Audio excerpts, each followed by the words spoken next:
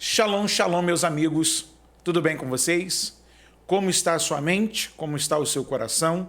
Espero que esteja tudo na mais perfeita paz de nosso Senhor e Salvador Jesus Cristo. Hoje, mais um podcast aqui do Falando de Bíblia e eu tenho a alegria de receber o bispo João Teodoro. Ele que é líder da comunidade evangélica Amor e Fé, é também funcionário público, não é verdade? E investidor e também pregador, doutrinador. Todo pastor é pregador e doutrinador. Ele tem dois tipos de mensagem. Meu bispo, seja muito bem-vindo. Obrigado. Alegria poder receber o senhor aqui. Prazer é meu. Obrigado a todos os irmãos da CEAF e a sua família que me cede também um momento com o seu bispo, da gente trocar uma ideia, bater um papo sobre coisas do reino de Deus. E é uma alegria poder receber um amigo aqui tão especial. Muito feliz de estar aqui nesse dia, tá, para compartilhar com os irmãos assuntos acerca do reino que vai trazer edificações não somente para nós, né, mas para aquele que vai estar ouvindo aí o podcast. Vamos lá, minha gente. Filipenses, capítulo de número 4, texto bíblico, para nós darmos início ao nosso bate-papo, a partir do verso de número 11. Não digo isto por necessidade, porque já aprendi a contentar-me com o que tenho. Sei estar abatido e sei também ter abundância. Em toda a maneira e em todas as coisas estou instruído, tanto a ter fartura como a ter fome, tanto a ter abundância como a padecer necessidade. Posso todas as coisas naquele que me fortalece. Palavras de Paulo apóstolo à igreja de Filipos, e nós temos a palavra de Deus como nossa fonte de inspiração, de fé, como regra para a nossa vida. E dentre as muitas experiências paulinas, a gente aprende muito quando Paulo vai falar aos filipenses sobre a questão de como lidar equilibradamente com as coisas. E hoje eu tenho a oportunidade de estar com o bispo João Teodoro, que é líder frente de uma igreja, diga-se de passagem, que tem outras filiais e que ele literalmente é um supervisor. Às vezes as pessoas leem na Bíblia, né, o bispo, só acha que a igreja católica tem bispo, não é verdade? É verdade. Mas o seu sistema é episcopal e ele é supervisor, ele é o pastor, ele é o líder, ele é o conselheiro, porque todo pastor não deixa de ser um pai. Então, ele atua na área da liderança como um pai também. Ok? Então, nós vamos conversar um pouco mais sobre as questões do cotidiano de uma liderança. Meu bispo, o que é mais difícil? Pregar ou dirigir uma igreja? Uma vez que o senhor preside uma igreja e sempre está alimentando o rebanho do Senhor Jesus, que está confiado ao amigo. Como é que o senhor descreveria para nós essa questão? Na atualidade que a gente vive hoje como cristão, como líder de igreja, eu posso dizer para você que dirigir a igreja é um pouco mais pesado do que só pregar. Porque se a gente vê um pregador, né, um evangelista, um homem que tem a responsabilidade de ter um ministério itinerante igual Jesus teve, e ele prega a palavra, libera a palavra e vai embora. Ele não tem a preocupação direta de cuidar da alma, de ver os efeitos que aquela palavra vai produzir na pessoa que está recebendo. E a pessoa que tem a responsabilidade de dirigir, além dele pregar, ele tem que cuidar da pessoa que está recebendo a palavra, como é que vai ser o pós a pregação. Então, no meu entendimento, dirigir uma igreja é mais complexo, não vou dizer que é mais difícil assim, mas é mais complexo do que só pregar. Porque só pregar, a gente vai orar, vai buscar, Deus vai dar revelação, ok. E a vida? Como é que a gente faz? Né? A pessoa recebe, a gente está vivendo um tempo onde o emocional da igreja tem sido muito atingido. A gente está lidando hoje com cristãos que têm uma dificuldade muito grande de lidar com as questões emocionais, e muitas das vezes uma pregação vai confrontar aquela pessoa endurece muitas das vezes a serviço para receber a palavra, e aí a pessoa que tem a função só de pregar, ele pregou, vai embora. E o pastor, o dirigente, o responsável pela congregação, ele vai ter que ficar ali e cuidar daquela vida, tirar os carrapichos, ter uma atenção e por aí vai. Então, assim, dentro da pergunta aqui, o mais difícil, no meu entendimento, é dirigir uma igreja. Porque, na verdade, o que acontece? As pessoas que pregam, eu também já me classifico nessa questão, já estive e já foi muito intenso isso para mim, mas não nessa complexidade que eu vou falar agora. Por exemplo, a turma chega em casa, vai para o Instagram, vai para o Facebook e diz lá, ganhei 10 almas. Mas dessas 10 almas ele não visita ninguém, ele não assiste com uma cesta básica, não passa pelo processo da libertação, que é um cuidado do líder local. E para o senhor que está ali, liberando uma palavra todos os dias, independente que o senhor convide alguém, o senhor tem que estar pronto para falar diante da igreja, que é o rebanho do Senhor, que foi confiado ao amigo. Dentro dessa perspectiva, como é que é para o senhor hoje participar de um processo de transformação, de libertação, o dia a dia com a ovelha que chega? Então, isso na vida de um pastor, o ministério pastoral é um ministério muito doloroso, muito árduo, muito espinhoso. Mas um dos maiores prazeres que o pastor tem é o pastor pregar uma mensagem, aquela alma se converte, aí você acompanha aquela alma, conduz aquela alma até o batismo, você vê o desenvolvimento daquela alma. E isso é uma coisa que está mais pergunta lá para frente, que é uma das situações mais difíceis, porque assim, ganhar a alma hoje não é difícil. Difícil é você consolidar ela. Esse está sendo o grande desafio da igreja do século XXI. Então, assim, a gente acompanhar a igreja, ou melhor, acompanhar a ovelha, é difícil. Porque você tem que treinar liderados, para o liderado entender a visão que o Senhor te deu, a visão de governo, a tratativa, como a gente vai receber, como a gente vai conduzir aquela alma, classe dos novos convertidos, tirar todas as dúvidas. A gente estava aqui agora, antes de começar, eu estou recebendo perguntas aqui, bispo, isso aqui é pecado, jogar no bicho, jogar não sei o quê. Então, as pessoas que aceitam Jesus, veio crua, nunca teve contato com o Evangelho, e ela aceita, está crua na presença do Senhor, vem com essas dúvidas, como um dia eu tive também, e perturbava a cabeça do meu pastor, perguntando várias coisas. Mas, pastor, posso fazer isso aqui pode, não pode, pode, não pode? E a gente tem que estar preparado para estar sanando essas dúvidas, essas dificuldades que as pessoas têm. E nesse sanar, a gente vai tratando, vai confrontando, para até levar o batismo, e aí a gente vê, entregar a pessoa para o reino, e aquela pessoa ser frutífera, que é a ordem de Jesus. Uma pergunta fora da nossa pauta, eu sempre faço isso com os convidados, mas eu acredito que isso vai ser bom para a gente poder entender um pouco. Como é para um líder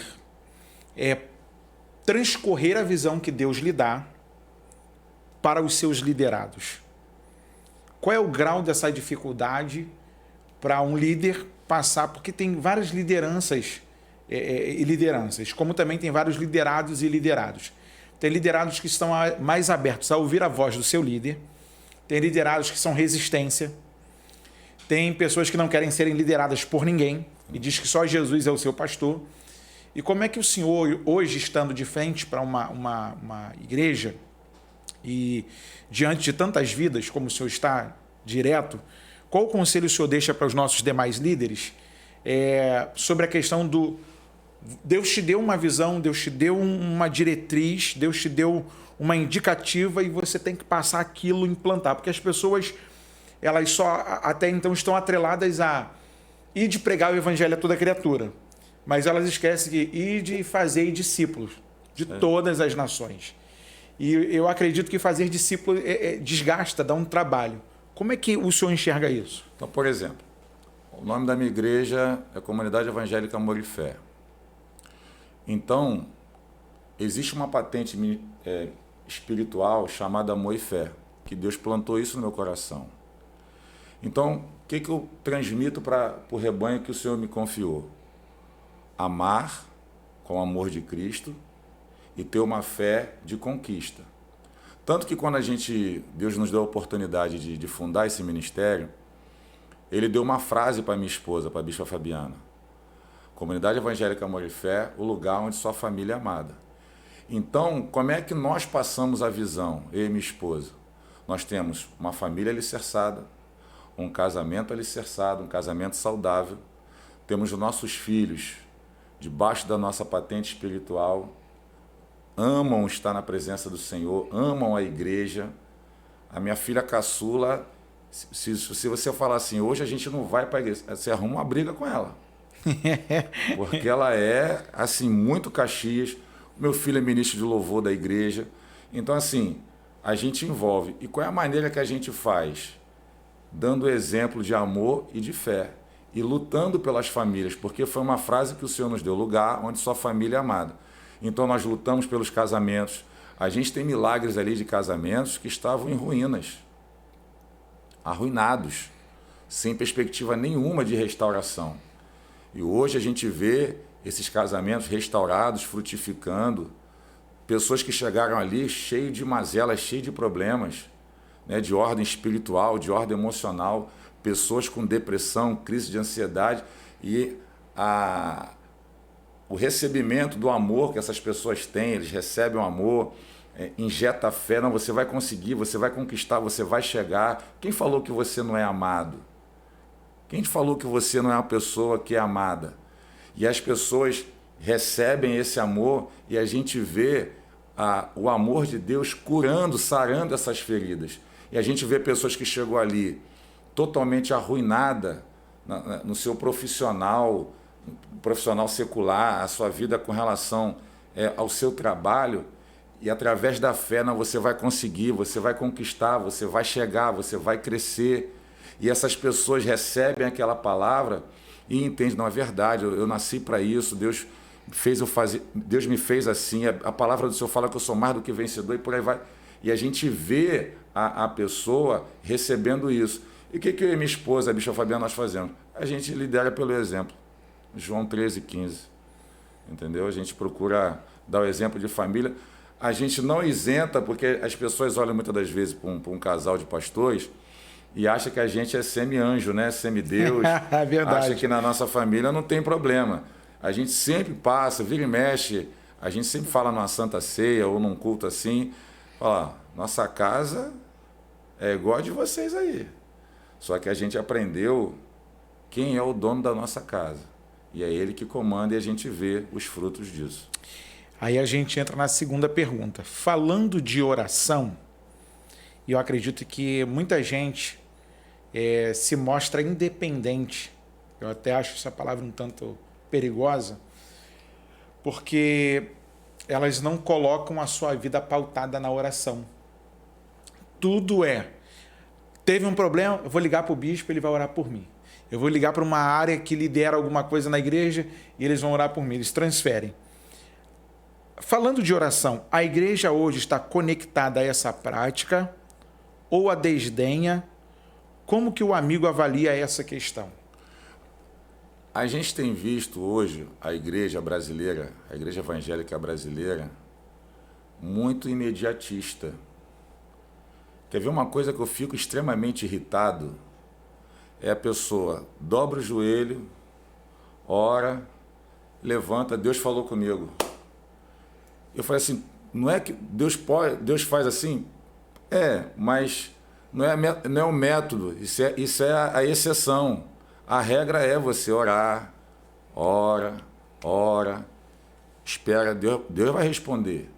Tem situações que Deus responde imediatamente. Então a gente vê hoje uma igreja que quer dobrar o joelho, fica ali 2 minutinhos, levanta, Deus falou comigo. E aí já vai tomando decisões, já vai tomando atitudes que não tem essa validade da parte do Espírito.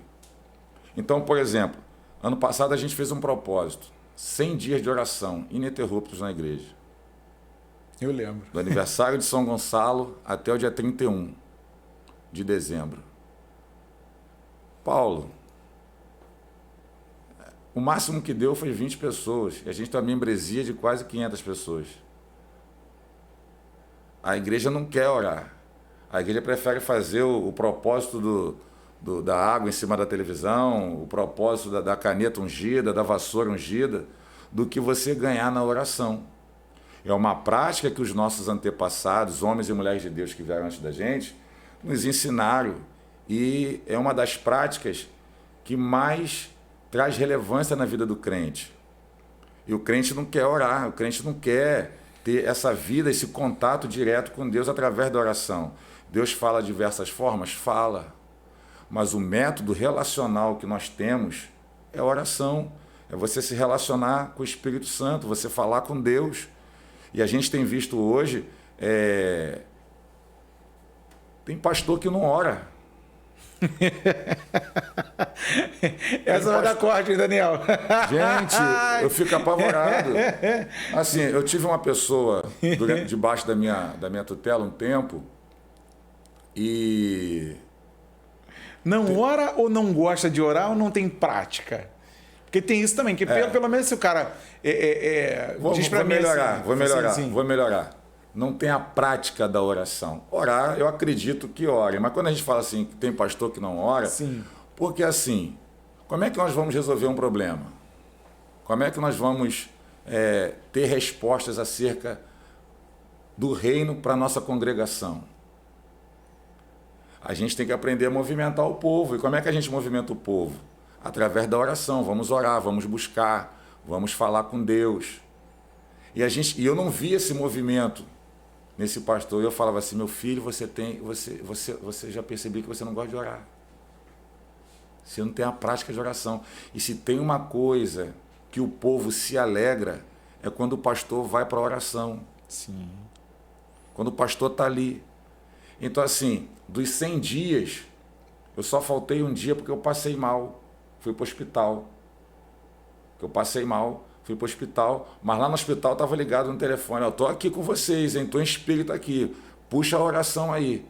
Ou seja, de 100 dias, 99 eu estava na igreja. E foram 100 dias, segunda, terça, quarta, quinta, sexta, sábado, domingo, na oração. E a gente está tendo agora uma colheita maravilhosa na igreja, do que a gente plantou 100 dias de oração. Então, eu vejo em algumas igrejas, eu já ouvi pessoas que, para que orar? Para que eu vou falar se Deus é onisciente, já sabe? Tem pastores, entendeu, que vão para a televisão, dizem que a gente não precisa orar, que a gente não precisa mais jejuar, porque Cristo já fez tudo na cruz. Mas, na verdade, meu bispo, muita gente também usa a oração como forma de troca, moeda de troca. Outros usam o jejum para darem certo na conquista de um imóvel, de um carro, de um relacionamento, quando muitos esquecem que a prática da oração é você se colocar também na olaria para Deus te moldar. Com certeza. Eu sempre aprendi uma frase e replico muito do meu velho e saudoso pai, que a Bíblia é um monólogo. Não tem como a gente tirar um versículo, uma palavra, uma frase e um tio. Exatamente. Mas a oração é um diálogo, onde a terra se conecta com o céu, o natural se conecta com o sobrenatural. E quando o senhor fala sobre a questão de líderes que não gostam de orar, de fato, isso é uma realidade nos nossos dias, onde igrejas estão sendo ovelhas, na verdade, o rebanho do Senhor estão sendo instruídos a eles que têm que orar pela sua liderança, não a liderança mais orar por eles. Exatamente. Invertem-se os papéis. E aí como é que você enxerga, assim, o amigo, nessa questão de que o que é a oração, de fato, para um cristão? O que é a oração? Porque as pessoas acham assim, só vai dar certo se eu for lá no meu bispo orar, porque ele é a minha liderança espiritual. Ou quando o pastor Paulo estiver lá na igreja, ou o pastor Antonial, que é o meu presidente. E aí tem gente que também escolhe, né? Não, eu só quero a oração do irmão fulano. da minha liderança tal. Se não for o bispo, se não for o pastor fulano, a oração dos outros não serve. Se torna um negócio até viciante no meio Exatamente. cristão. Como é que o senhor enxerga isso? Eu costumo dizer, eu pergunto assim, você come todo dia? Sim. Aí a pessoa fala, sim, como? Então, você não alimenta o teu corpo físico? Sim. Então, a oração junto com a palavra é seu alimento diário. Você não pode deixar, porque assim, se você não se alimentar através da oração e através do contato com a palavra, da leitura bíblica, como é que o teu corpo espiritual vai aguentar? Você vai morrer desidratado, de inanição, você não vai sobreviver, meu amigo. Então a gente vê hoje crentes raquíticos na fé, pastores, líderes raquíticos na fé, que Deus já confiou o ministério maravilhoso que a gente vê hoje em ruínas, porque abandonaram essa prática da oração. A prática de você estar fazendo um jejum, a prática de você ter contato com a palavra, de você fazer o seu devocional. Por exemplo, lá na igreja a gente está nesse mês a leitura do livro de Marcos. Todo dia pela manhã eu mando o meu devocional, acredito que você vê lá no meu status, o livro de Marcos. Ah, bicho, já leu a Bíblia quantas vezes? Eu estou indo para a 8ª vez que eu estou lendo a Bíblia. Eu falo assim, eu falo para eles assim, eu estou lendo o devocional de Marcos. Eu estou mandando para vocês o quê? O livro de Marcos, aquilo que eu estou lendo. Eu mando para vocês todo dia de manhã. Eu acordo cedo para levar minha filha para a escola. Então já acordo, lavo meu rosto. Eu não faço nada. Lavo meu rosto. A primeira coisa que eu faço, pegar a Bíblia, e monto o devocional e mando para o grupo da igreja. Ontem mesmo, eu preguei em que evangelho? Evangelho de Marcos, né? A leitura mensal da igreja. Então a gente tem que ter esse contato com a palavra, tem que ter esse contato na oração. E aí as pessoas querem receber vitória, querem receber bênçãos, querem receber transformação. Eu cheguei para uma pessoa e falei assim, mas você já falou para Deus que você precisa ser mudado nisso? Porque assim, para muitas pessoas, por exemplo, eu não nasci no berço evangélico. Então assim, a minha dificuldade na libertação foi o palavrão. Eu falava muito palavrão. E aí meu pastor fala assim, mas você tem que falar para Deus. Que você na oração... Mas aí a gente fica assim, mas na oração, pastor, eu vou falar para Deus que eu falo... você vai falar na oração, você vai confessar na oração que você fala palavrão e você vai receber a libertação. E aí quando eu cheguei para o meu pastor, meu saudoso pastor na época, eu falei assim, pastor Marcos, eu acho que eu vou desistir. Isso é uma madrugada de oração. Ele, por quê? Porque eu ainda falo palavrão. Eu não estou conseguindo me libertar. E aí ele foi, pegou o óleo ungido, fez a oração de Isaías, assim como Deus pegou uma brasa do altar e botou na boca de Isaías, Senhor, bota na boca do Teodoro. E nunca mais falei palavrão na minha vida. Então mas em que momento foi esse? Era 4h pouca da manhã na oração, que tinha uma oração 3 horas da manhã, na igreja de sábado para domingo, a gente já emendava na EBD, aonde eu estava, aonde eu recebi minha vitória, aonde eu recebi minha libertação, através do quê? Da oração. Era 4h pouca da manhã. Então, é um jargão que os nossos irmãos pentecostais falam, mas é verdade. A oração é a chave da vitória. É o que abre porta, é o que faz acontecer. Você está em contato direto com Deus. Você está falando diretamente com Ele, você está se relacionando. E aí tem pessoas que abrem mão desse relacionamento. Gasta esse tempo com qualquer outra coisa, É isso aí. mas se torna cansativo para alguns orar. Eu lembro que uma certa feita eu estava numa vigília com o meu pastor presidente, Antoniel Moreira Brito, Central do Boa Sul. E ele falou assim, Paulo, vou deixar o microfone aí na sua mão, mas você só ora 45 minutos? Eu falei, tá bom, meu pastor. Aí os irmãos, ué, Paulo ainda vai orar 45 minutos? Aí os irmãos já ficaram apavorados. Por quê? Ele deu o microfone na mão de um, orou 2 minutos. O outro orou 1 minuto e meio. O outro orou 3 minutos. Aí ele falou assim, pai, isso não vai render não. Pega aí. E nós fomos orar, eu e ele. E ele falou, tu puxar e depois eu vou. E também gosto de oração. E aí o negócio ferveu. Foi assim, algo muito bom. Aí ele, quando está a fim de, Paulo, vamos fazer isso aqui? Vamos orar junto? E eu já sei que ele quer tirar um período de oração mais extenso. Vamos embora.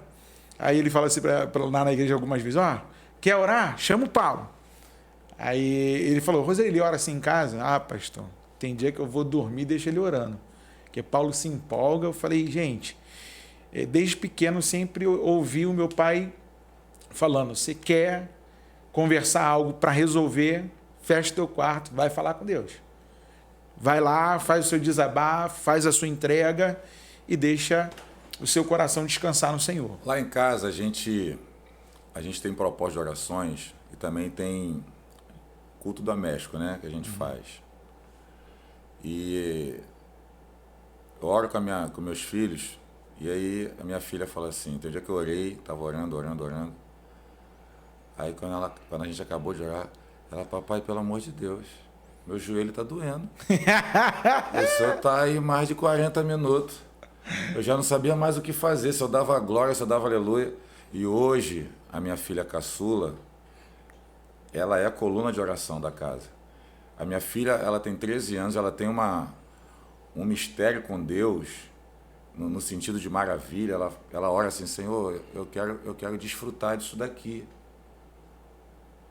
O tempo está fechado, está chovendo, Senhor. Tem que fazer sol. E daqui a pouco você olha, o sol está lá, e ela fala, tá vendo aí, papai, como Deus é bom? Papai? Deus me ouve, glória a Deus, o sol está aí.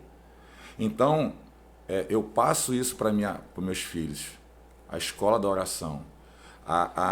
As vitórias que a nossa casa tem ganhado e vai ganhar muito mais, tudo é através da oração. Os meus filhos são filhos de oração. Eu falo assim, vocês têm que orar, cara. Então a gente, antes de dormir, a gente tem nossos propósitos, junta nós 4 no nosso quarto lá, e não é só eu que oro. Falo, Júlia, ora aí. Hoje está com a Júlia, hoje está com o Arthur, hoje está com a bicha Fabiana, hoje está comigo. Então o Arthur e a mãe de brincadeira falam assim, hoje é a Júlia que vai orar. Meu Deus do céu, que demora um tempão orando. Antes reclamou, agora hoje se tornou um prazer. Hoje é o pai que vai orar. E aí fica um tempo orando. Então assim, não tem como você ter um ministério saudável, você ter cuidado do seu rebanho, se você não é um homem ou uma mulher de oração. É por isso que a gente está vendo essa bagunça que a gente está vendo aí. Verdade. E aí eu vou fazer um desafio a você que está assistindo a gente agora, que está ligadinho no nosso bate-papo. Faça um culto doméstico à sua família. Reúna-se. Seja na sala, seja junto à mesa da sua sala de jantar. Abra uma Bíblia, faça um devocional, leia um verso. O papai fazia assim com a gente lá em casa. Lê um verso aí, meu filho, e explica para mim o que você está entendendo. Eu falava, oh meu Deus. E aí eu comecei a pregar no culto doméstico. O culto doméstico lá em casa, os vizinhos vinham para poder participar. E eu achava aquilo maneiro porque eu falava assim, caramba, hoje tem mais gente para me ouvir. Hoje tem mais gente para a gente orar. Aí o papai vinha, botava a mão no pessoal, orava. E quantas libertações nós vimos, quantas pessoas caminharam junto com a gente, estão até hoje na fé, suas famílias, porque foram desafiadas a experimentar isso, né? O culto doméstico. E para você que não sabe o que é essa palavra, é o famoso culto em casa. Quando a gente fala do culto doméstico, que o bispo citou aqui, é o famoso culto em casa, porque o que você faz na igreja é o reflexo do que você é dentro da sua casa. Quando você não ora, você reclama de que o pessoal está orando muito na igreja. Para que orar? Se Deus... alguém chega a dizer assim, Deus não é surdo, esse povo ficar gritando.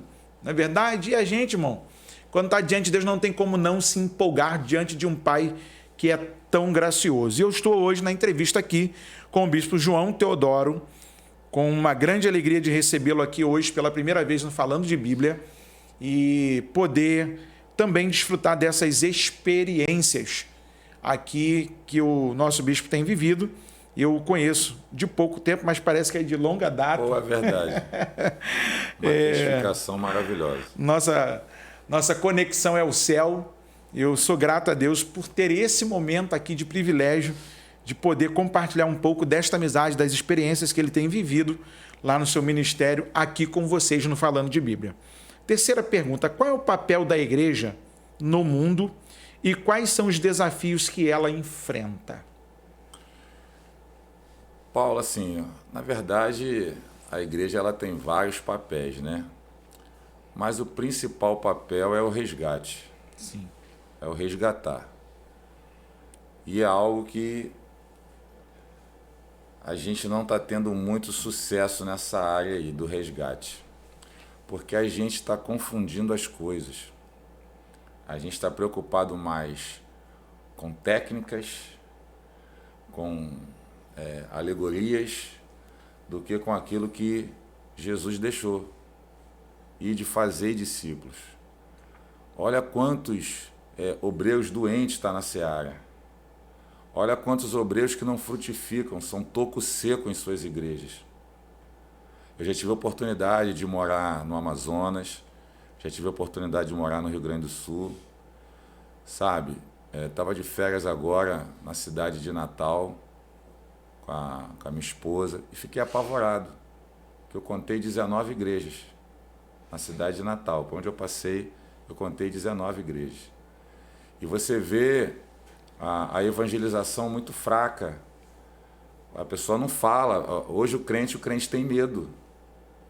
Quando, na verdade, a Bíblia vai dizer que a gente tem que ter ousadia. Sim. Né? Tem que ter intrepidez, ter coragem para você avançar. Então, assim, a igreja tem vários papéis, mas o resgate e o cuidar, isso é algo que eu identifico que a gente tem estado em falta. A gente tem visto assim, o líder ele não fiscaliza mais. E uma das coisas que eu aprendi na minha vida é que a ordem ela tem que ser fiscalizada. Então não adianta eu pagar uma missão para você, te dar uma responsabilidade e não conferir o fruto do seu trabalho. Para você ver, porque assim, Jesus ele teve um discipulado peripatético, né? Que ele andava ao lado. Né? Os discípulos teve uma faculdade que tinha 16 horas de discipulado, durante 3 anos e meio. Então, na verdade, eles não fizeram a faculdade, fizeram faculdade, pós-graduação, mestrado e doutorado com Jesus, porque a gente não estuda isso na faculdade, né? Então, são 16 horas de discipulado, contato direto com Jesus. E mesmo assim a gente vai ver a dificuldade que esses homens tiveram. Mas a gente vê também, quando a gente entra em Atos dos Apóstolos, você vê homens destemidos.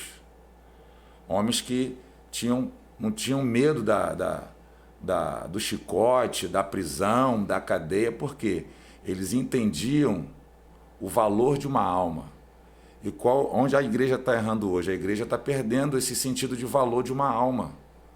Né? A alma está valendo aquilo que ela pode dar, e quando a Bíblia não fala isso. Uhum. Você está entendendo? Então a gente está vendo isso. Então, assim, isso tem sido um grande desafio para a igreja. A igreja entender que a missão dela é resgatar o homem, a mulher das trevas e transportar para a sua maravilhosa luz, a luz do Senhor, né? Cuidar dessa pessoa, fiscalizar o andar dela. A gente tem pastores hoje que para você marcar um gabinete com um pastor é 6 meses, pô. Quando consegue chegar no cara. Tem ovelhas que não conseguem chegar perto do pastor. Você está entendendo? Então, assim, a gente entende que tem pastores que tem rebanhos de 40, 50 mil ovelhas e tal. Amém. Eu estou falando do pastor local ali, aquele que cuida, aquele direto. Vamos supor, tem uma igreja, um templo que dá 8 mil pessoas. Então é claro que humanamente o pastor presidente ele não vai conseguir atender as 8 mil, mas ele tem que instruir os pastores que estão debaixo da regência dele para ouvir as ovelhas. Tem que ouvir, tem que cuidar do povo. E isso daí tem sido algo que a igreja tem negligenciado nessa parte. A igreja está buscando um modernismo, que eu não sou contra, mas esse modernismo ele tem que andar de acordo com a palavra, não com aquilo que o mundo tem oferecido, porque a Bíblia diz que o Senhor ele é inimigo do mundo. E quem tem amizade com o mundo não tem amizade com Deus. Né? O Tiago vai falar isso. Então a pessoa tem que ter esse entendimento. Qual o papel principal da igreja? Resgatar, cuidar, consolidar, levar aquela alma a Cristo, levar aquela alma ao batismo, fazer aquela alma andar nos caminhos do Senhor, produzir frutos, ensinar que a gente não pode ser uma igreja apenas evangelística. evangelística, mas não consolida. Ela tem que ser uma igreja que venha consolidar. E isso, a igreja brasileira, só posso falar do Brasil, não posso falar das outras, tem falhado nessa parte. Porque hoje a gente está vivendo com... Eu tenho uma linguagem meio tosca, com um demônio chamado preguiça, pô. A preguiça tem paralisado muito crente, muita liderança, porque não quer se preocupar com aquilo que é responsabilidade nossa. Então eu não posso cobrar, obreiro, porque você não fez visita, se o obreiro nunca viu o pastor visitar. Verdade. O pastor nunca foi visitado. Aí chega ali, o pastor está falando que a gente tem que resgatar, mas o pastor nunca foi. Não deu exemplo, não deu pontapé principal. Então, assim, o papel da igreja no mundo é preservar a santidade, não negociar a santidade da igreja.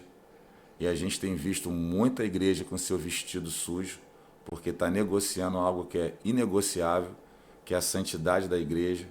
O vestido da noiva ele não pode estar sujo para receber o noivo. E a gente tem visto uma igreja que tem negociado esses princípios.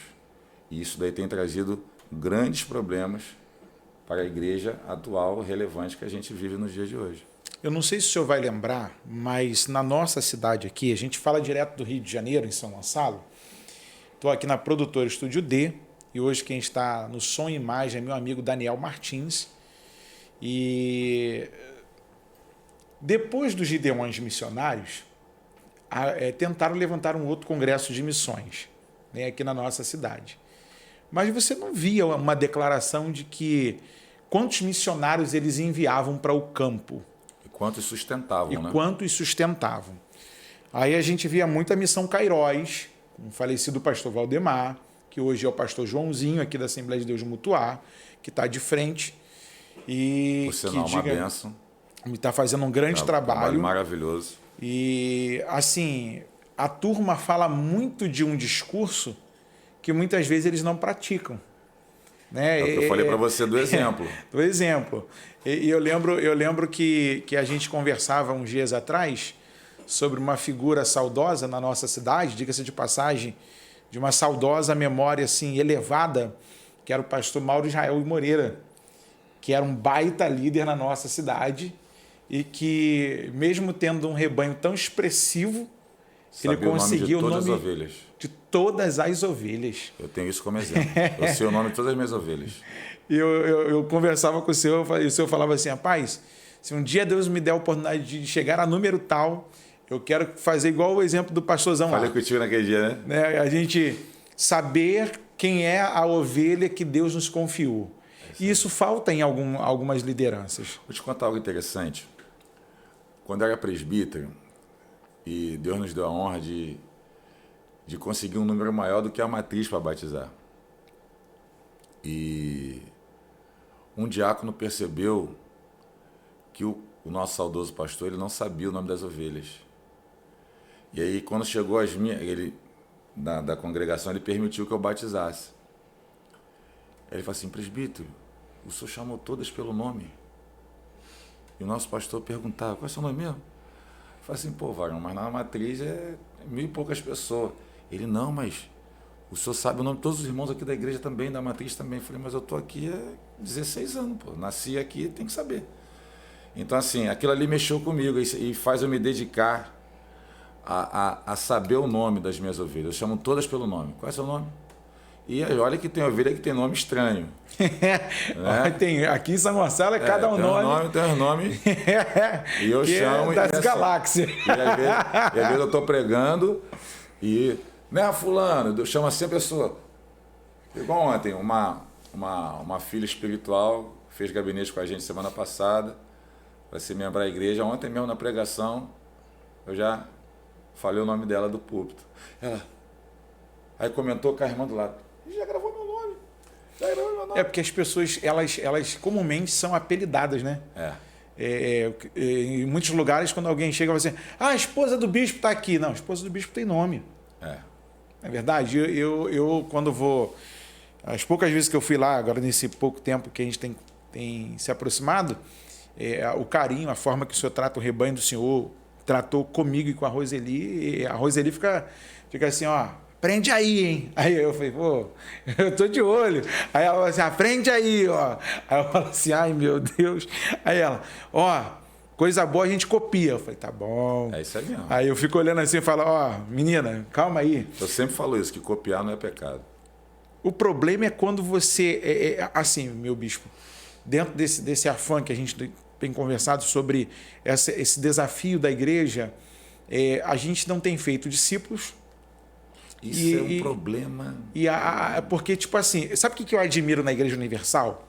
Um monte de gente fala mal dela, mas tem uma coisa que me... Forma discípulo muito bem.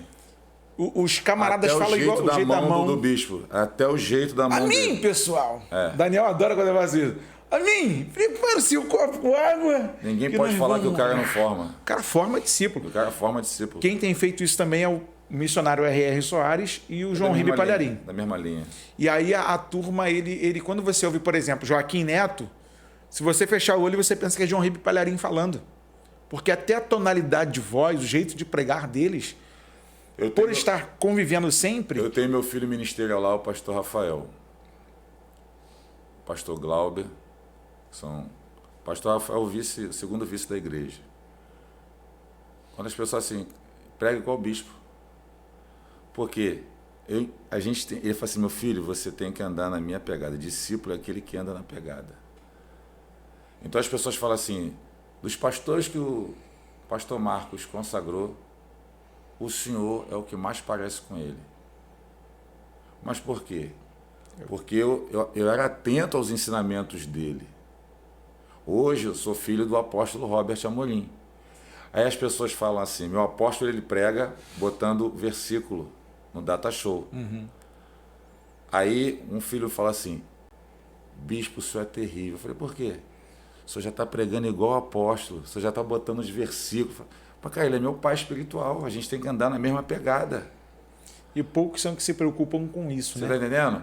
Então, por exemplo, eu entrei de férias agora, fiquei 15 dias, deixei a igreja com o pastor Rafael, com a minha filha, a pastora Ana Cristina, com meus outros filhos, pastor Marcelo e a pastora Vívia, o pastor Glauber e a pastora Luciana na filial do Arsenal.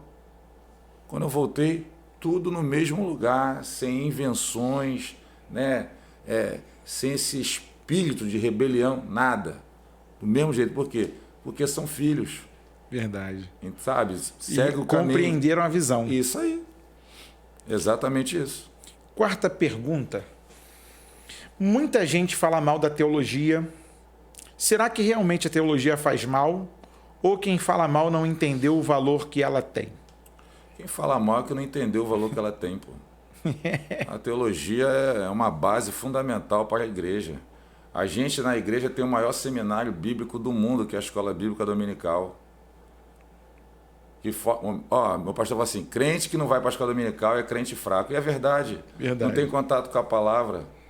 Eu não gosto da teologia polemizada. Sim. Fica entrando em questões que não vai levar a lugar nenhum. Por exemplo, nós que somos pentecostais, um exemplo básico. Sim. Nós não acreditamos na predestinação individual. Aí os irmãos que são reformados acreditam. Meu irmão, aí entra nesse nível de discussão. Vai chegar onde isso? Garinho. Então, agora, a teologia é a base fundamental da igreja, pô. É porque as pessoas têm a ideia de que você não quer ser superior a todo mundo, e não é isso. Eu acredito que, para muita gente, a teologia faz bem porque amadurece. Com certeza. A pessoa, no trato, a questão de saber da Bíblia de forma mais ordenada, porque o papel do teólogo é justamente esse, né? Conhecer a Bíblia dentro da sua ordem cronológica. Isso aí. Agora, as pessoas confundem, por exemplo, eu vou fazer teologia porque eu sou pastor, ou vou ser pastor. Eu estou aqui fazendo teologia porque eu quero ser pastor. Não é isso. O chamado é uma coisa. É uma coisa. E aí eu entendo que se a pessoa faz teologia porque quer ter conhecimento, quer falar diante da igreja de forma melhor, quer servir ao rebanho de uma forma mais apurada, puxa, legal. Agora tem gente que faz teologia também para perturbar, né? Para falar, bater de frente. Isso aí é perturbador. Com o pastor. Aí esquece de um princípio. Eu falo lá na igreja. Lá na igreja, eu tenho filhos ministeriais são muito melhor de Bíblia do que eu, estudam mais do que eu, sabe? Têm uma preocupação, mas eles entendem o princípio da autoridade. Porque a autoridade eles não vão ter mais do que eu ali. A não ser o dia que o Senhor me tirar dali, me levar para a glória. Sim. Então, o problema está aí. Eles fazem teologia e quer bater de frente com a autoridade constituída. Aí Romanos 13 não existe na cabeça deles. Passa né? longe. Passa longe, não tem esse entendimento. Então, eles querem questionar a autoridade. Aí se arrebenta. Pode ter o estudo que tiver. Pô, eu tive um pastor que era semi-analfabeto. Sim, senhor e não senhor. Sim, senhor e não senhor. Mas o camarada era uma sumidade, biblicamente falando. Ele tinha um conselho que poucas pessoas tinham. Mas quem é que dá? O Espírito Santo. A unção ensina e por aí vai. Então, o problema da teologia é que as pessoas eles querem polemizar, querem entrar em discussões desnecessárias, que não vai somar em nada, não vai edificar em nada, só vai trazer confusão na cabeça do povo. Agora, uma teologia saudável é a base da igreja. Pô. Como é que se você chegar hoje, pastor Paulo, e perguntar para um crente, vamos botar um crente aí de 5, 6 anos já, e se você perguntar ele, amigão, dá um estudo aí, fala sobre a graça. O cara fala, pastor, calma aí, Porque o camarada não tem contato, o cara não sabe as doutrinas bíblicas. Então, assim, eu sempre ensino lá para os obreiros, para a igreja, assim, ó, o crente tem que saber a doutrina bíblica. Sabe por quê? O filho das trevas, ele é muito mais prudente do que a gente. Os camaradas, eles afundam no conhecimento lá deles, naquilo que eles acreditam. Eles vão para aquilo lá e entendem que aquela mentira é uma verdade no coração deles, e eles vêm com um rolo compressor para cima da gente. E sabe por que nos engole? Porque você, muitas das vezes, não tem o conhecimento para rebater aquilo que está sendo provocado diante de ti. Eu lembro de uma certa feita de uma senhora que bateu de frente comigo dentro do ônibus. E ela falando que era kardecista, que não sei o que. Eu falei, tá bom, só vou fazer uma pergunta para me entender a cabeça da senhora. Quem é o fundador da sua religião? Aí ela, Allan Kardec. Eu falei, não. Começou lá na cidade de Lyon, na França, com Hipólito Rizel, que recebeu o Espírito. Aí ela, você está sabendo mais do que eu? Falei, não, porque quando eu estudei a teologia, a gente tem que estudar a história das religiões. É isso aí. Aí ela me olhou, mas menino, ninguém nunca me contou isso. Não, a senhora precisa estudar um pouquinho mais a sua religião. E fomos dali de Nova Cidade até Niterói dentro do ônibus conversando sobre religião. E o povo começou a se meter, mas foi saudável aquele debate. E o pessoal, rapaz, tu é crente? Eu sou cristão, sou crente. Aí o outro, ele é pastor, por isso que ele sabe. Aí eu falei, cala a boca aí, rapaz, não sei o que, fica quieto. Aí eu falei, pastor, eu falei, não, vamos conversar. Saudavelmente, trocar informações. Porque às vezes as pessoas estão cegas, né, vendadas. E uma outra pergunta, meu bispo, para a gente terminar, que o tempo voa. 3 características que estão perdidas na igreja, que nós precisamos resgatá-las assim de forma emergencial. A primeira é a santidade, né? A gente vê Essa só bateu com força. Daí a gente está vendo uma banalização da santidade, da graça no meio evangélico brasileiro. Vou aqui polemizar, mas tá esquisito. Sim. Tá feio o negócio, tá feia a coisa. A segunda é a responsabilidade. A gente vê hoje cristãos que não têm responsabilidade com nada. Igrejas que não são responsáveis com nada. Não consegue desenvolver aquilo que é como comissionado para a gente fazer. Né? As pessoas esquecem que a gente tem ordenanças a cumprir. A Bíblia vai deixar a gente algumas orientações e que hoje essas orientações não estão tendo mais um efeito no coração das pessoas. Né? E a terceira é o amor, pô. Eu fico apavorado quando o crente abre a boca e fala assim, eu tenho ódio. Gente, que ódio? eu vi poucas declarações de Deus na Bíblia falando sobre ódio. Eu vi lá no Salmo 139 que Deus fala, tem ódio.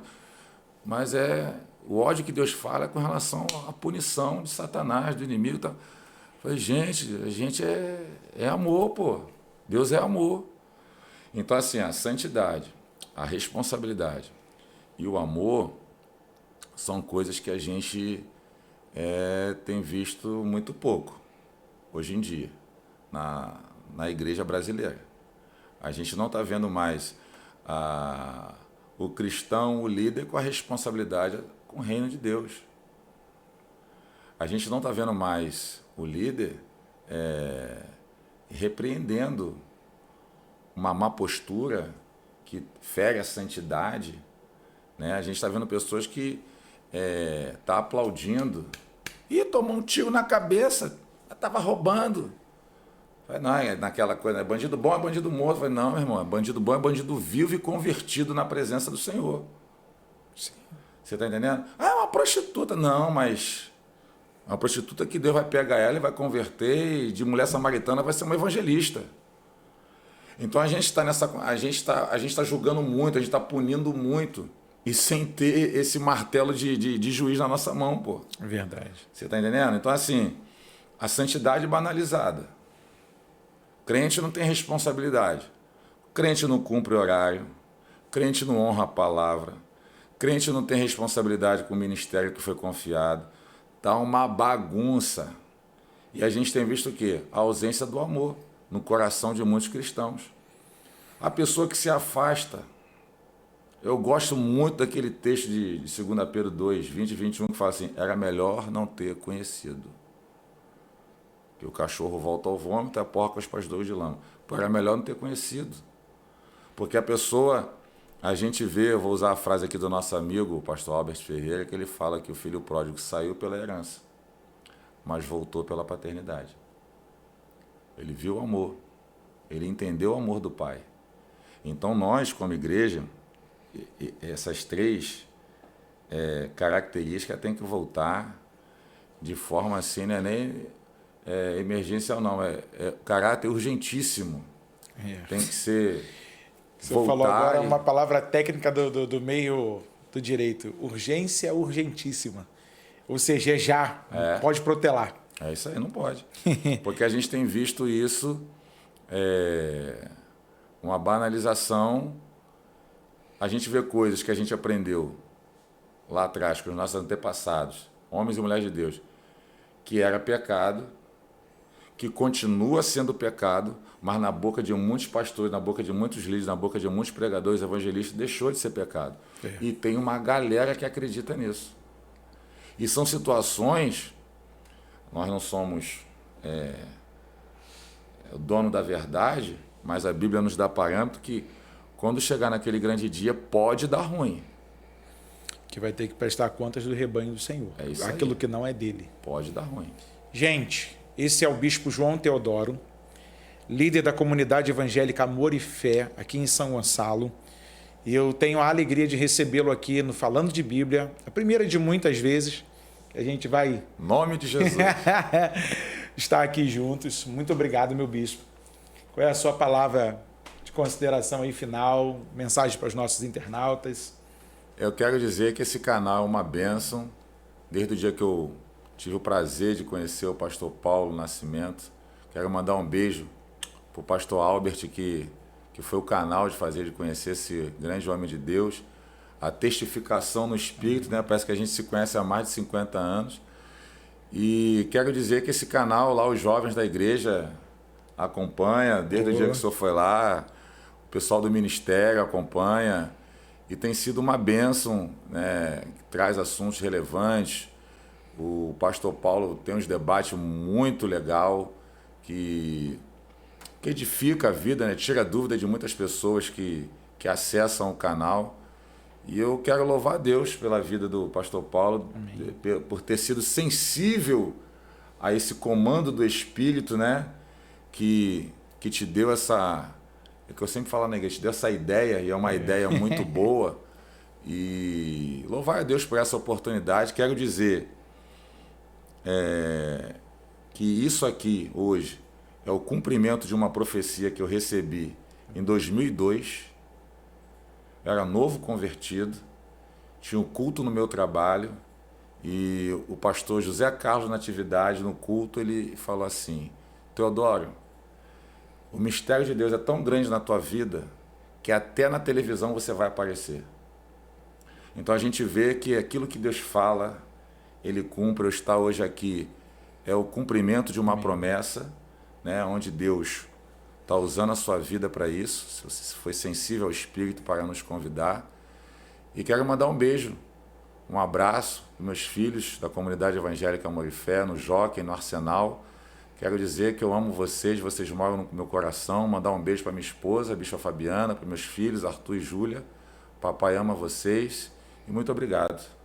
Eu sou grato pelo senhor encontrar um tempo na sua agenda para poder vir aqui, nos prestigiar, contar um pouco da sua experiência como líder, daquilo que Deus tem feito e está fazendo através da vida do senhor. Muito obrigado. Amém. Muito obrigado mesmo. Vamos orar? Quero convidar a você a curvar a sua cabeça aí onde você estiver, seja na sua casa, no seu trabalho, onde você estiver nos assistindo. Vamos falar com Deus. Nosso Deus e nosso Pai, obrigado por esse dia, obrigado por esse momento. Obrigado, Senhor, porque o Senhor tem nos conectado através da Tua graça. Obrigado pela vida do Bispo João Teodoro, toda a sua casa, todos os liderados lá do rebanho do Senhor. Seja a Tua mão sobre a vida do Teu servo, guiando, Senhor, amparando, fortalecendo, guardando a sua vida e realizando de forma extraordinária os Teus milagres sobre a vida do Teu filho e também sobre a vida da sua casa e do seu ministério. Céus abertos, Senhor, sobre aquele lugar. Sim, Deus. Continua manifestando o Teu poder, a Tua grandeza, o Teu cuidado e o zelo da Tua fidelidade. Obrigado, Senhor, Jesus, porque sabemos que o Senhor é um Deus rico em misericórdia. E o Senhor entra onde nós não conseguimos entrar. O Senhor resolve o que nós não conseguimos resolver. Obrigado pelo Teu cuidado em nós. Aos nossos amigos e irmãos que nos assistem nessa hora, que o cuidado do Senhor esteja sobre a sua casa. Que o Senhor continue abrindo portas na sua vida, suprindo a tua necessidade, repreendendo toda ação do inimigo contra a sua vida e contra a sua família. Que o seu lar seja um celeiro de bênçãos. Que a sua casa seja um recôndito de paz. Pai, que o Teu Espírito continue ministrando a Tua bênção, a bênção da Tua presença sobre a vida do Teu povo. Nós te agradecemos por todas essas coisas, no nome santo de Jesus. Amém e amém. Meus irmãos, esse foi mais um Falando de Bíblia, onde eu tenho a oportunidade de estar com o Bispo João Teodoro. E eu quero mandar um grande abraço para toda a CEAF, tanto no Jockey quanto no Arsenal. Permaneçam firmes no Senhor, permaneçam firmes no propósito, sigam na visão que Deus tem lhes dado, que o bom tesouro, o céu, esteja virado sobre a vida de cada um de vocês. Obrigado pela amizade, pelo compartilhar aqui do nosso canal, pelos comentários. Não deixa de comentar, deixa o seu comentário aí, seu comentário é importante. Envia um vídeo pergunta para a gente poder fazer um vídeo resposta aqui também. E muito em breve nós vamos trazer a esposa do Bispo João aqui. Ô, glória! Vai ter agora no mês de março um especial pelo Dia Internacional da Mulher. E aí a Roseli vai fazer uma pauta com algumas mulheres durante a semana. E eu vou falar para ela, manda a pauta lá para a Fabiana, para ela contar um pouco das experiências, da sua liderança, do que Deus está fazendo. E, irmão, vocês vão gostar demais, vai ser bênção. Deus abençoe a sua vida. Vamos abençoar a única. E evareha Adonai veish mereha. E a era Adonai panaveleha viruneha. E sa Adonai panaveleha veasem leha shalom. Ou seja, que o Senhor te abençoe e te guarde. Que o Senhor faça resplandecer a luz do rosto sobre ti e tenha misericórdia de ti. Que o Senhor sobre ti eleve o seu rosto e ponha em ti a sua paz. Esse foi mais um Falando de Bíblia.